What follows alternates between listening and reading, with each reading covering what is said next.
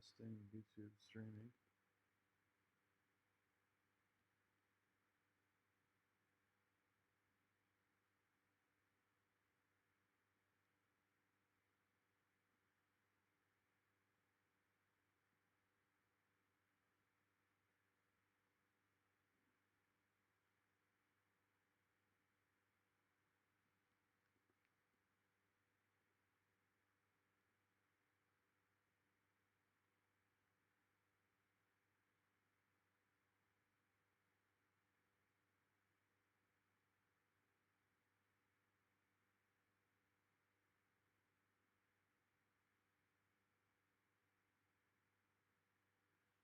If you go there and you're watching, I'm curious if you can hear me. Testing, 1, 2, 3. Yeah, so technically you should be able to hear me.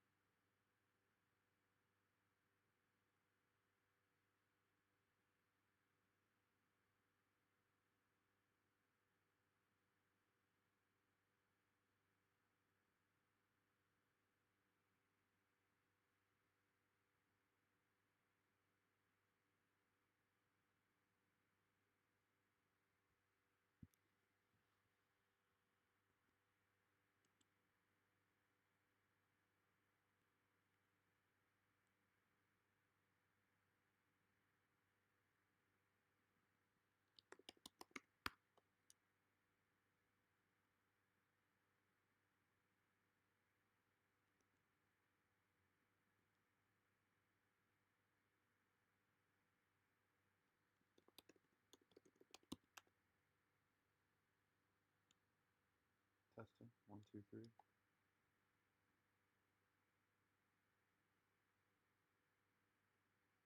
Testing, 1, 2, 3.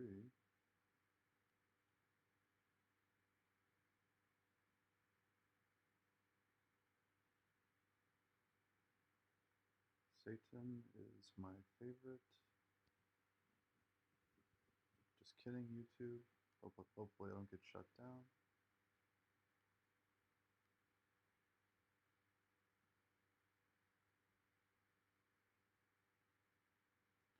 This is my first live stream.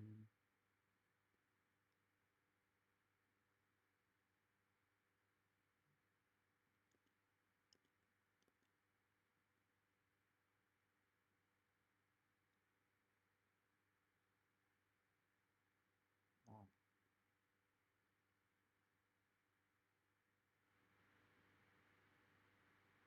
Is that better? Is the volume better now?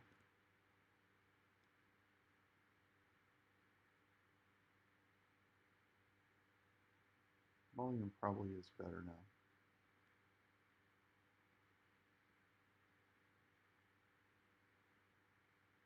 Huh, 3 viewers. Alright, so here I am. I'm going to pop back over Jared to see if you're... Okay, good. Kind of wish I could hear you too. Alright, cool. So here's the drawing. Alright, what I did was I went and just looked at praying mantises and got a bunch of different references because each little part is part of the praying mantis, but essentially it's like looking at different things and transposing it into a sketch, essentially. And there needs to be it needs to be a real sketch. It can't be a trace of a picture or whatever for it to be artwork. But you can easily see that if I wanted to, I wouldn't be like drawing this from a photograph or from still life. I could also just take a plain old photograph of somebody's work and just do it over. But I always get a crappy result when I do that because it looks just like the photograph and there's nothing really good about it. So I sort of do it from a photograph or from life or something, and so there's some kind of artistic translation. So that's how we get here. We're now in Illustrator. So you see Illustrator is Adobe Illustrator 25. I use this thing called Creative Cloud. You can go check it out, but Creative Cloud. I think you do a membership. Yeah, you do. You have a membership every month, and then you get the latest stuff. One of them is Illustrator. Illustrator is a software for drawing vector shapes and lines and filling them and creating artwork that can be scaled to any size. A lot of the stuff you see that's been blown up to billboard size might be vector sometimes, but one of the benefits is you get really high fidelity output. Okay, so here we are in Illustrator. I can zoom around and I've got the pen tool selected right now. Okay, this is a pen tool. It's a Bezier pen tool, and you'll just see how I use it. I'm going to be working in this layer right here. I'm going to pop over and see if you're... Okay, cool. All is good. So anyway, here I go. I'm going to start tracing my drawing. And what I want to do is I want to just trace the head part, not the eyes, but the head, right? So here I am. I'm just dragging the line, moving like this. See how I move the line? And I can just gradually fill the area. Now I'll pop over here and switch this so it's stroking the line instead, so I can see through it, right? And then here I go. See this? And you just drag, you just click and drag to do that Bezier line until it lines up to what you want it to be. Okay. And I'm going to keep going in this case until it completes the head. Okay, so there's the head. Now, I want this to be kind of like a football shape, right? You don't want it to just be like this plain green shape. It wouldn't really look very good. So you can see like this. Oh yeah, okay, anybody can really do that, right? But we want to actually make this a contoured thing that has a contour to it and that has shading to it, right? So what we're going to do is we're going to create a grid called a gradient mesh. And the gradient mesh is going to be a way to click on control points and apply color and gradients so that you can create kind of like a football shape that would be appropriate for the head of this praying mantis. All right, so I'm going to go through the process that I use for this. Let's make sure that everything is set here. So I just created that. Now I'm going to create a square, or a rectangle rather, over this. Okay, and you see it has a red stroke here. I can fill it with red, but then I can't see anything, right? I'm really going to want to fill it with more of a green color, but to to make this simple so we can see through it, I'm going to switch to the lines only mode. And now you can see both. You can see this one inside, and you can see this outer one. Okay? And they all correspond to, in here, the layers. So you can take this path here that I've selected. And what I want to do is I want to make this a mask of the red thing. I'll toggle back to the solid view so you can see. You see the way it is right now? I want to mask that red square. And to do that, what I'll do is I'll move this path above the red square. Okay, so now it's above there, and you can see by changing the color of the stroke of the path, you can see now it's above, right? And then here's the red square. And I'll select both of them by just shift clicking and selecting.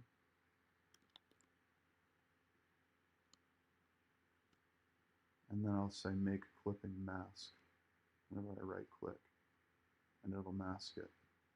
So now what I can do is I can go into this thing that I've just masked off, and I have this red square all the way at the back, right? So I can just keep going into it. What I want to do here is I want to start dividing it up into subsections so I can begin to apply this gradient mesh thing that I was just talking about with you. So here's the square that we've just created. We've just masked it. I've just selected this this white tool right here, and then selected inside. Now we can actually work inside the masked area, and we can add, I'm going to select this gradient mesh tool to start this process. First though, I'm going to change the color from red to something else that is more appropriate for, yeah, there we go. Green is better, right? So we'll go back to the canvas by double clicking on the canvas and returning. Now we're going to click in here, and we're going to subdivide it. I'm going to change the color of the lines too inside of there so you can see better. I'll change those to blue. There, now you can see those better. And I've got my gradient mesh tool selected, as you can see, and now I'm going to start subdividing that square. I'm going to subdivide it on either side because I always want to apply some shadow maybe. Okay, so that'll be a dark color maybe in the future. We always want to go down the middle of something when we're creating this mesh. So we'll go down the center of the head. Okay, and you can see there's my face right here, just for everybody who's just now joining. All right, and now you can subdivide the same way down the center. Right. So I'll stay in this mode so we can see better how to center things and how to arrange things. Each one of these little subdivisions where they meet, they have little Bezier curves, just like the lines we drew with the path tool a second ago. This is a gradient mesh, right? And what really happens here is we can apply any color we want to any one of these control points, and it'll create a color for us. So right now we have green, but I can go yellow, right? And see how that works? Turns it into a yellow, nice yellow thing, right? It's terrible. But anyway, that's how this works, and you'll see how it begins to take shape. So what I'm going to do is I'm going to drag this over and just sort of begin with the lines making the shape of the face. All right. So here I go. I'm just going to start dragging these Bezier curves. There's no way to really explain it. You just have to begin doing it or see somebody do it. And get up here. Let's get the eye. And again, we're just doing the head, not the actual eyes right now. Okay.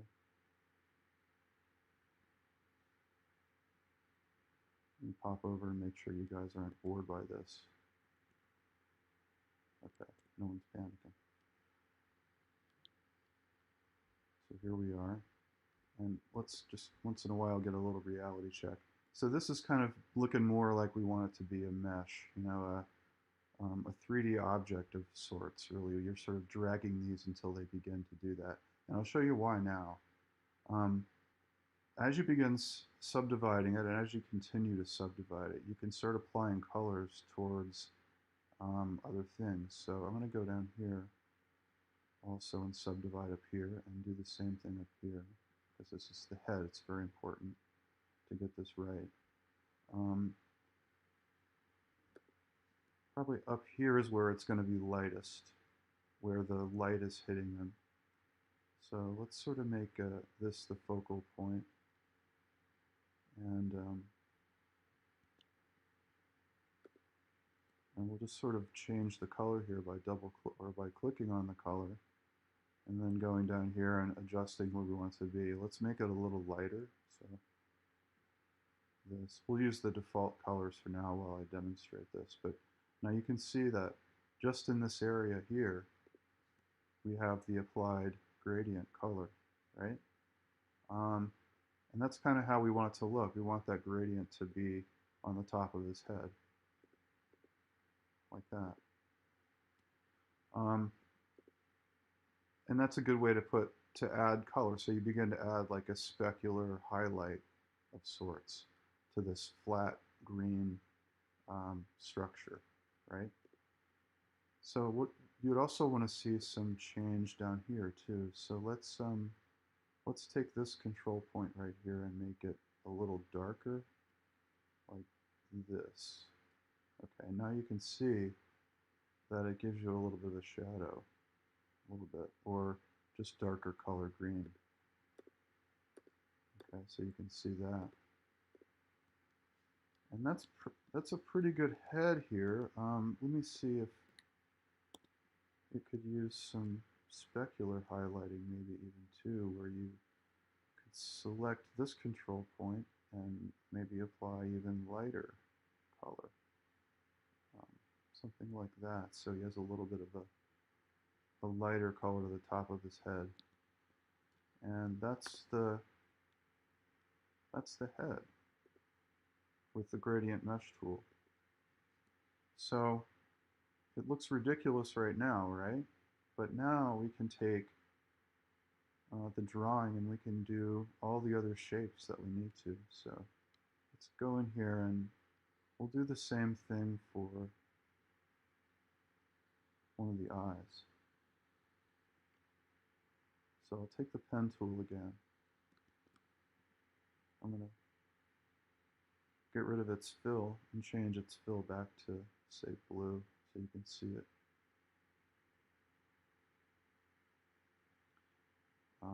But what I want to do now is I'll go ahead and begin tracing this eye with the pen tool. People that have tablets will be able to, or sorry, styluses, be able to do this a lot faster. And what I'm going to do is just gradually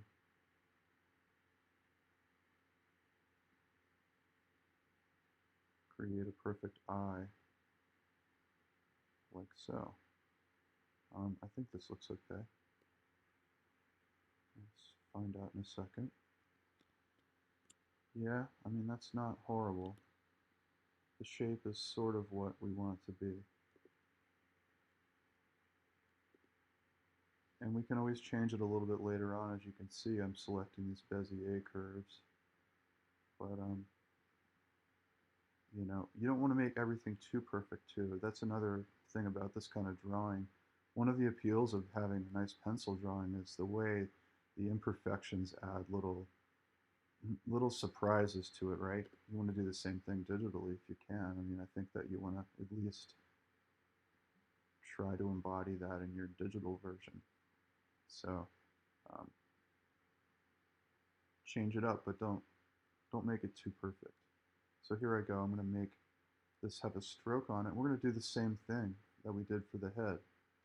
So remember the head we did? We'll take the A, the solid or the direct selection tool, and we'll go into that again. I'll unlock it so we can look at it, right? We can select these control points. We want to have the same thing happen for this smaller eye, right? So let's do that really quickly, and we'll use a pink color. So do this, and then maybe rotate it a little bit. So we'll rotate like that.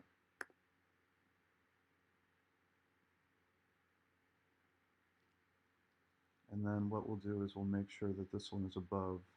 This blue one needs to be above this green one as a mask. So if it's not, we'll bring it up. And now it is. And we'll fill this. And then we'll make, like I showed you before, select both of those now. Right click, say make clipping mask. And there's the eye. So we have this shape now in place to be transformed into this gradient mesh that we then can add the color to, like I showed you before. So let's change it to the direct selection tool again by pressing A. And you can see it there, it's ready to be divided up. So now we just press the gradient mesh tool. Let's choose the color we want the eye to be. I think it's kind of an orangish, brownish, yellowish color. Let's start with a base color of something darker, and then we'll go and make it lighter later on. So I know this seems unorthodox, but I think the eyes really are kind of brownish, and then they have yellow that pops out. But we can change that later. Let's try with this, and it's kind of touch and go to get it right. Do we want a lot of saturation on the brown? Let's go with something like this. And we'll begin. So now it's all solid. We're going to begin dividing it now, and those control points are going to take on that same color, right? We can double click to isolate this whole thing and do it this way if you want, where you can see everything. But I prefer to kind of have the drawing there and then sort of go into it and do it with the direct selection tool if I can help myself, or help it. So here we are. I'm going to divide that puppy a little bit. Here I am again, adding another division. Oh, I don't like the way that came too close there. Now I want to make it go across like this. I don't want to talk to somebody on Instagram right now. So what I'll do is I'll move this up like this, and then I'll move this down. See how we can sort of draw with this thing? And it's a systematic way of drawing too. It's, you know, it might seem tedious, but believe me, you can fly along with this. And you can also use photographs and do this over photographs. So like putting vampire fangs on people and things like that. You can easily just have like a photograph and be adding in this this kind of stuff, and I'll show you a little bit more about that later on as you experiment with it. But anyway, this is the eye. Now it's just going to be a plain eye, right? It's not going to be too exciting unless we have some kind of color on it. So maybe add another division here, and yeah, just see how spooky it looks like that, maybe. Let's go and add another division here, and another one here. So we can add shadows if we want to the eye. We'll make this more of a yellow color. It's kind of too spooky. Let's bring it down to some, like an orange, kind of a happy orange. Maybe bring it down a bit. There we go. Nothing is ever that bright in nature. Right? Wow. Okay. Then we'll take this down here and make it a little darker. So what I'm doing here is RGB. As you move things uniformly down, you get the color to move down, right, into a darker color. We can go all the way to black here, but I like to sort of see if I can finagle a bit without muddying it up to get, a little bit more of a different look on it. And you can see here, moves it out.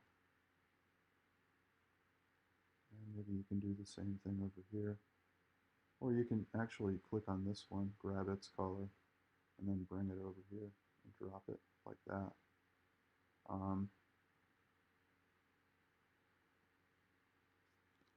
So let's just get a reality check on that. Okay, that looks fairly consistent to what you want.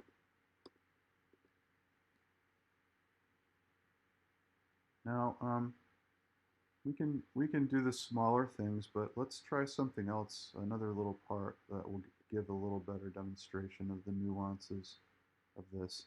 Obviously, you can do the other eye the same way, but it's important to know how to blend things together, and I think it's one of the keys of this technique. Otherwise, you're just drawing shapes and yeah, you're applying cool gradients and making it into like a mesh-like structure, but it's overkill, right? Unless you're really getting some benefits. So let's show a little more complex idea here, and show how to blend this antenna thing into the head a little bit. So I'll go ahead and select now. I don't want to fill it with anything. I just want to draw the shape with the pen tool at this point. So let's go back to our line mode. It's kind of jarring when you go back and forth to line mode, but eventually you learn how to focus on the drawing behind it, unless you're freehanding it with a stylus or something. So here we are. If I see it, I want to be able to see it. So there's blue, but we won't be able to see it at this point because we're in this outline mode. I'm just going to trace this guy here. Okay. And you can zoom in and get it perfect. It's just a matter of, I use a touchpad, believe it or not. So you can use whatever you want. You can use your mouse. You can have a special device of some kind. And what I want to do here at the base is I'm going to make it a little wider because I want to make a transition from this base to another transparent color. And that's how we're going to do this blend. So let's go ahead and make it a little wider, right? Like we're building a model. I'm pressing the Option key to change my cursor here so I can adjust this Bezier curve. So you might want to look at some keyboard shortcuts that let you do certain things. But changing to the direct selection tool, which is up here, you can click on any of these control points and get the Bezier curves to appear. So there's different ways of doing this. Keep it as simple as you can, right? So here is the base. So what I want to do is I want the base to blend in with the head piece. Let's go ahead and quickly add its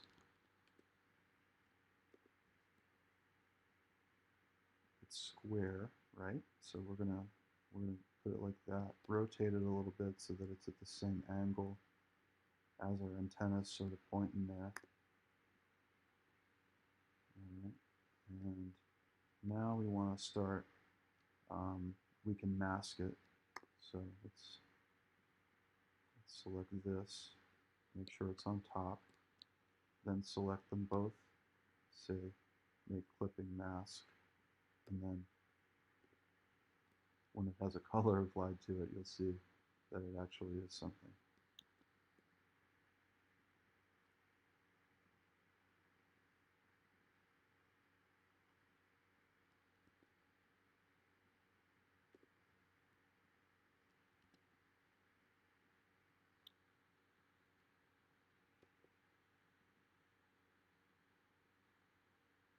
Same color in theory, but we'll change that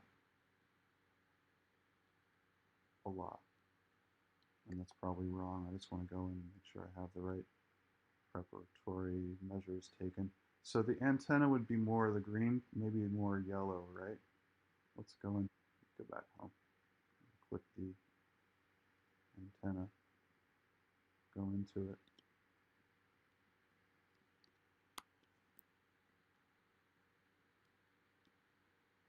And make a square around it. We're operating on the square.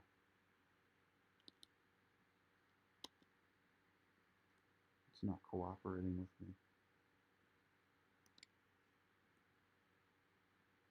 How dare it?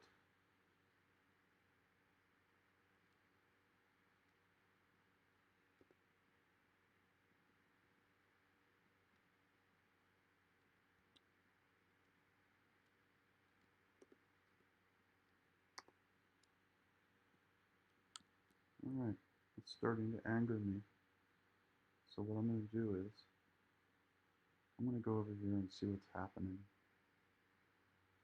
It's discouraging me. This rectangle, see, I can select it like that. I just need to fill it with a color. And like we did before, I'll fill it with this green color. I could fill it with this color, but I'd rather fill it with this green. Maybe something lighter to blend it better. And you can see there is pretty good blend already happening. See that I just chose that arbitrary color that we chose earlier.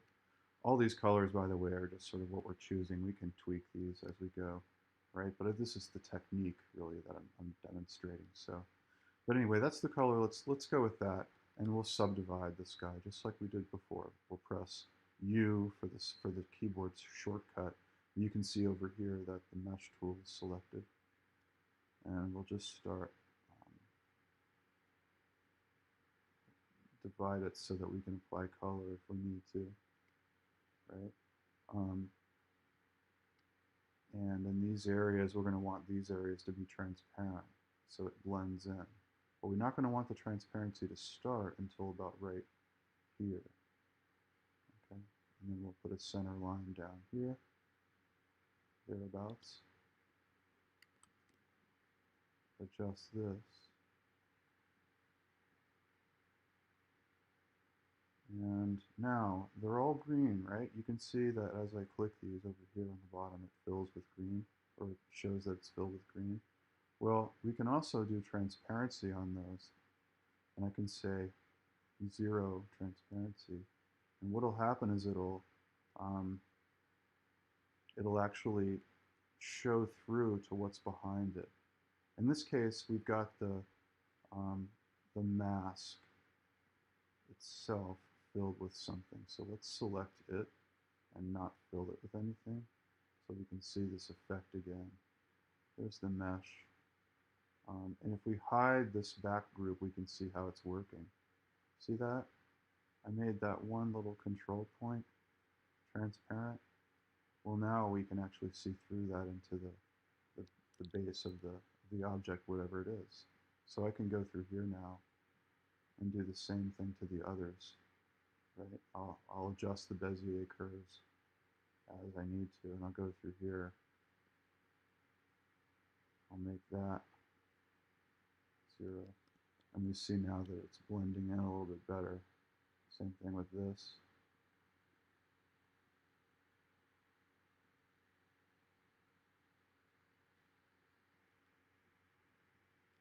blend it.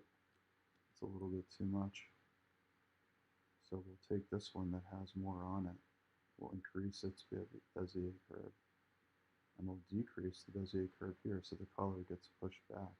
You can see now that we've got this sort of seamless thing going on here. And that's kind of what we want. We want it to look like it's part of the head, not like some random thing stuck on there, like in a bad science fiction movie. So we'll click this, make the opacity 0. And now it's starting to take shape where it's not embarrassing anymore. You can change the proximity of these control points to better agree with what you need to do.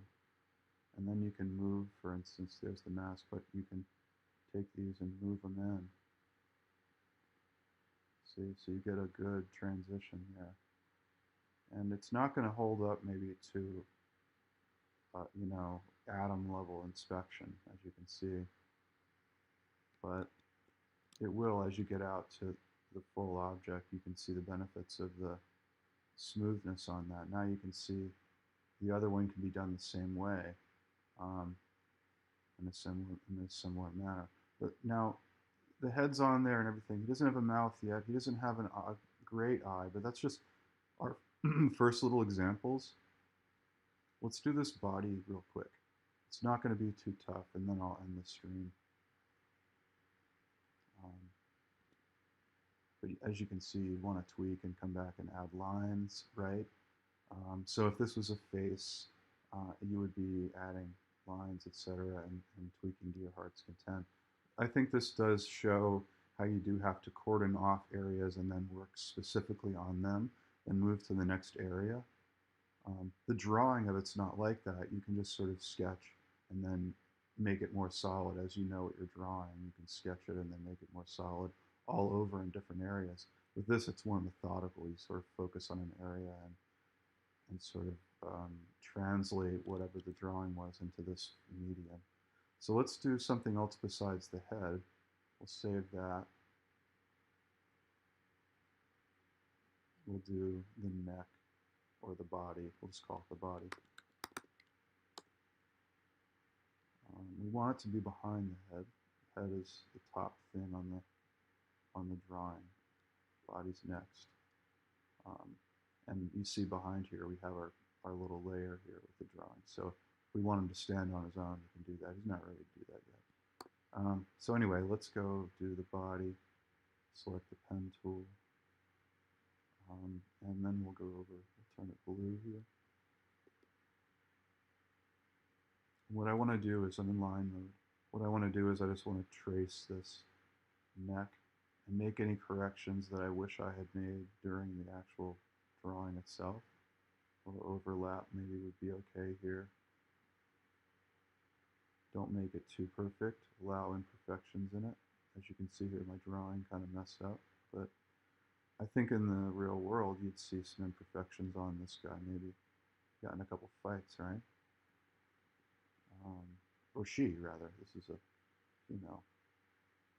The males are about as large as, you know, this forearm here, or something like that in the insect world for this particular insect. All right, so I'm going to make this back by pulling the curve here. And then to see how this thing, it's like, oh, how do I make it straight? You go back to the control point and hit it again. That ends the Bezier thing, you know. Then you go to your next thing, right? We don't want to do this too often though in drawings because it's really better to get a curve going. So as I go, sometimes I'll switch into direct selection mode, move things around a little bit, and move the points around or the curves around a little bit so that whenever I go here, I can then back up and just make it a little less sharp so the digitalness of it isn't so obvious. And again, we're drawing the body at this point. So here I go. You can see the arms right here in the typical praying position. of the praying mantis. So I'll draw as if the body is behind the arms there. I'll continue up, continue up to the head. And it's not quite as important as how neat you do it there, because it's going to be behind the head. But now we'll be able to see that it has an outline. We'll try to give it the same basic color as we gave the body, but we just want to eyeball this a little bit. Okay, done eyeballing it. Let's go ahead and draw our circle around, our square around, rectangle around it, sorry.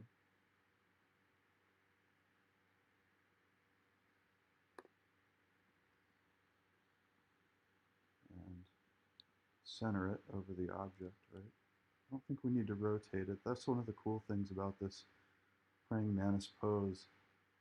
It just has its straight back, standing right up like that. Just right in your face. So let's make it a color now so we don't confuse ourselves, but we'll do this masking thing really fast too, so it's not annoying for you guys. But we'll choose our color as something like this, so we can add both shadows and, yeah, we'll choose this. It's a little washed. It's a little bright. And we can worry about the colors later on too. It's just technique. The next version of this video, you'll see the more finished piece, and then we'll be able to go into the finishing details and what happened and why it happened and all that stuff. But let's select both these. Now I want to make a clipping mask. I don't want to stroke the back rectangle though. Let's not do that.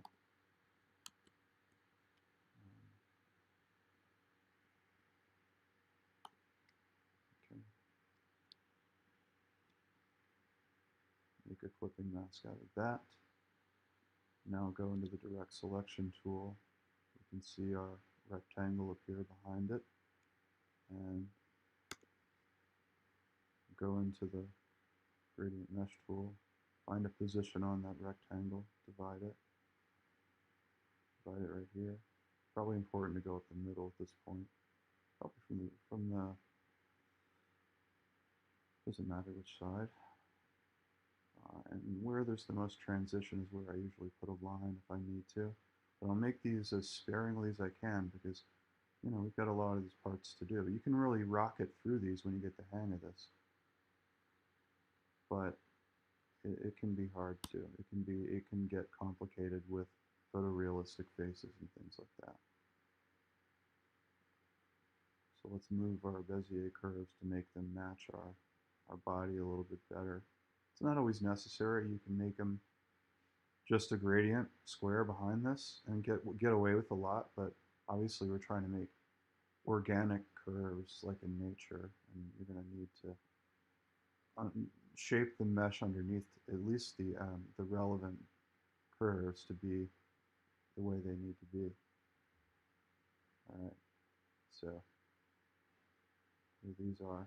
And what I'm doing is I'm dividing this so I can apply color to it.